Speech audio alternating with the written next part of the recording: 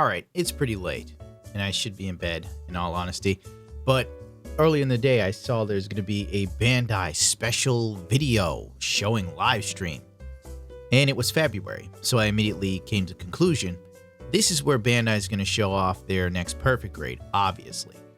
Many of us were hoping for Sinanju, but apparently not, which is too bad, because Lord knows there's like a billion unicorns. Why not have at least one Sinanju? I mean, the Sinanju you could redo 3 times. Sinanju Stein narrative version, Sinanju Stein. There's 3 ways you can rehash it. You know Bandai loves rehashing stuff. Well, anyway, after sitting for around 20 minutes or so, Bandai finally got to the meat and potatoes of what I actually cared to see. And it's the perfect grade Unleashed, 1/60 of scale RX 782. So the rumors that there was going to be another version of the RX 782 were all true. Not really too disappointed, because the original RX 78 perfect grade Gundam was out when I was a kid. So that thing is dated, like 1998. It does look very dated. I was looking at one, thinking about buying one, and then putting a resin dress-up kit on it. But now I don't have to do that, thank God, because the proportions are still kind of, you know, they're not that great. So yeah, there you go. The perfect grade RX 782. Judging from the line art for this, it actually looks like they're going to really modernize the Gundam, which is strange at how like detailed this head is. Don't get me wrong, I like it a lot, but it makes me wonder if this is a road they're taking because of the Gundam movie that's supposedly going to come out, the live action one, and maybe they're leaning towards that way. So when the movie comes out, it'll bear some similarities, and hopefully, you know, the filthy casuals will come in and actually buy it, because I'm pretty sure that's what Bandai's aiming for. It wouldn't surprise me. They've been really hoping to get Gundam to break out in America, because Gundam hasn't done well in America since Gundam Wing. And then it sort of got a resurgence with Iron Blood Orphans. That's over. So now Bandai's going to put their chips in on the new Gundam movie. There was some other stuff with the Gunpla Link project and Gundam TV. There is even another anime coming out based on build divers and little animal people. I don't have any video for it to keep from having the, you know, video taken down and copyright struck and blocked worldwide. I'm not in the mood for that. They are also showing off A Link to the Future, the RX 782 144 scale, coming out in 2020. I think July. Not 100% sure. It's a silver RX 78 Gundanium alloy version. Big meh for me. I don't care. But I do like the level of detail. Actually, it's a lot of detail. It looks... That's nice. I'll give it that. But I'm not a fan of 144 scales. Unless like it's really big stuff. They also showed off the Auto Trans model Unicorn Gundam, because Bandai has to do something unicorn. The video feature shows it changing and transforming into Destroy mode on its own, but they didn't do it on stage, which left me kind of like, huh? I guess it's a prototype, who knows.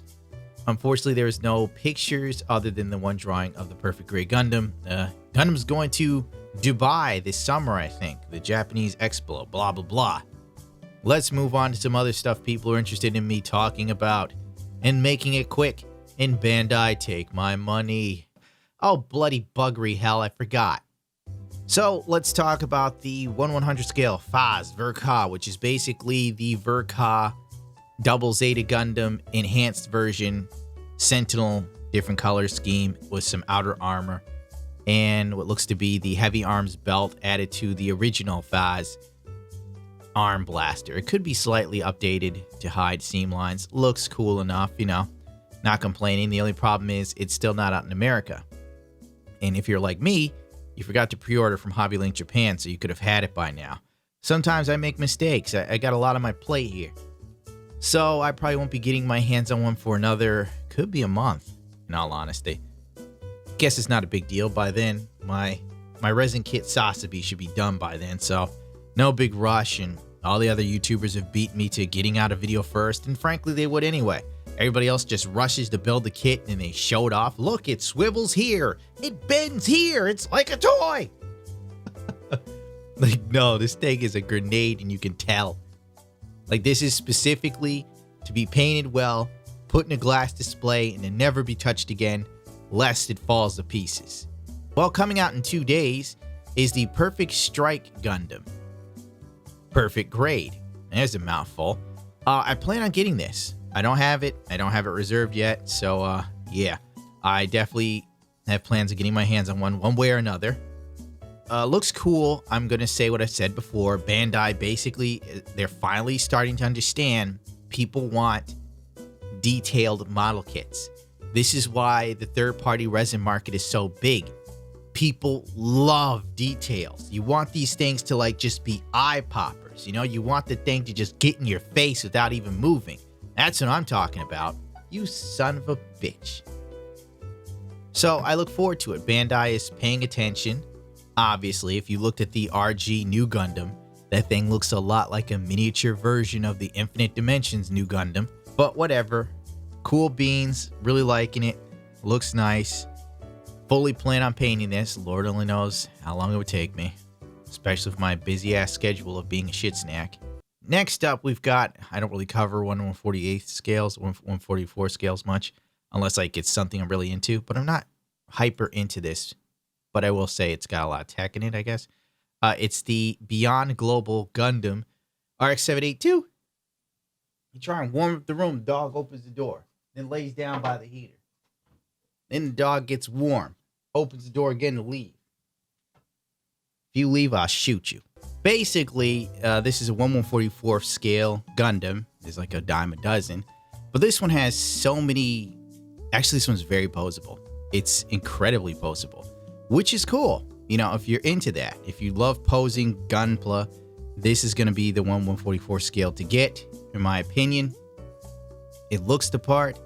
I like the way it moves. Don't see myself getting one, to be honest. And yeah, very nice. You could tell that Bandai has definitely upped their posability game for the 1/144 scales. I remember back in the day, 1/144 scales did a whole lot of nothing. Like you could kind of pose it, but not much. It's very blocky in design. But a lot's changed. It's been a long time, honest to God. What else is there that I was going to talk about that I no longer remember? Oh, that's right. Oh, that's what I need the VPN for. Domo arigato, Mr. Roboto. Here we go. This dropped like a day ago, right before the whole press conference. And that is the Master Grade RGM-89D Jagan D-Type Preceding Deployment Machine. Basically, it's a Master Grade Jagan D-Type painted in the original GM colors, red and white. This P Bandai doesn't really tickle my fancy that much, honestly, because it's the same thing as before.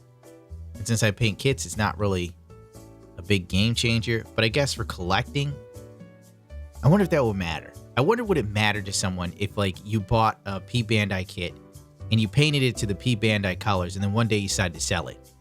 Would the person go, oh, it's worth more to me because it's actually supposed to be these colors? Or would they not care? I don't know. I can't say much about this because it's just sort of like, all right, you know. Oh, are they reissuing the full frontal Gyaradoga? Yes, they are. Well, that's cool. The full frontal Gyaradoga is going to be reissued again. So if you missed it last time, now's your shot to get one. It's basically a Gyaradoga in Char's colors, but full frontal. Who technically actually wasn't Char. He was just a clone that was somehow imbued with the spirit of Char from his escape pod during... I'm not even going to get into the lore of it because when I explain it, I realize how ridiculous it is. Like, honestly, I thought it was Char. I was like, full frontal's just Char. He somehow survived where Amuro died. Too bad, you know. Really would have liked some more stuff with Amuro going on, but technically Amuro was supposed to die during the 1-year war. But we're splitting hairs here. I mean, who really cares that much about the lore? And Lord knows I can know this much about the lore, but if I say someone's favorite stupid character from an anime's name wrong, God help us all. But meanwhile, Mecha Guy Gotsu can say, Badger Links, all day and no one goes, Mecca, you said it wrong. Oh, I'm unsubscribing. All right, let's end this with something I'm very interested in, and that is Scroll Away. All right, you might not know anything about Madhouse, but they make the Gundam Guys figures set, or figures line. They're actually pretty cool, in my opinion. I just feel they're overpriced, and I don't know if they retain any value. And they're kind of hard to get in America at times. Like sometimes Gundam Planet has them, but then if they got Char in, that thing just flies out. I got myself a Catro Vagina, I can't even say it right. Basically Char from Double Zeta off of, where did I get this? Amazon, when they got those in stock, because I kept missing out on the normal Char for the 1 year war. And I kept saying to myself, man, I wish they'd do Amuro Ray. And thank God they've made Amuro Ray. This is the prototype version, and it's still in that sort of gray primer look. It looks great, in my personal opinion.